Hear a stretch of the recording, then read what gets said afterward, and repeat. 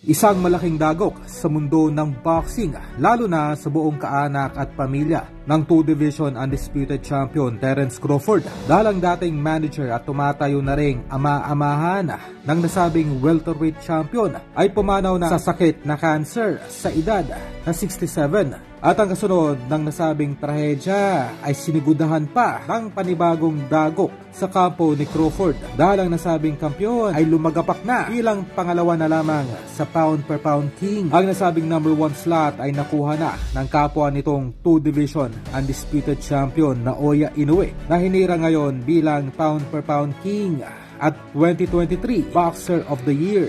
Sa kabilang balita mula sa ating nakuhang impormasyon ay magkakaroon pumuli ng panibagong tune-up fight ang ating pambato at former 3-division world champion John Riel Casimero sa darating na Marso, na pinaplanong ikasa ng Japanese promoter nitong si Masayuki Ito sa South Korea, sa mismong lugar na kung saan ay binasag noon ni Alas ang panga ng Japanese boxer at world title contender noon na si Ryu Akaho. Ganoon ito ay hindi pa kumpirmado, dahil hanggang sa mga sandaling ito ay humihingi pa rin ng malakihang laban itong kampo ni Casimero sa nasabing Japanese promoter. Para po sa kalaman ng lahat ay kailangan po ma-knock out o mapatulog ni Alas kung sino man susunod na makakalaban nito ngayong Marso, upang maging kaabang-abang ang paparating na laban nito ngayong taon kontra sa Hapon na sina Oya Inoue.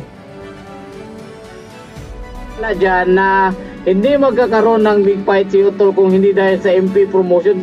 Ganun na naman sasabihin niya. Pero alam namin na may laban. Alam namin na may laban na paparating. Oh, nako. Ngayon, alam namin may laban na paparating na magandang laban. So ngayon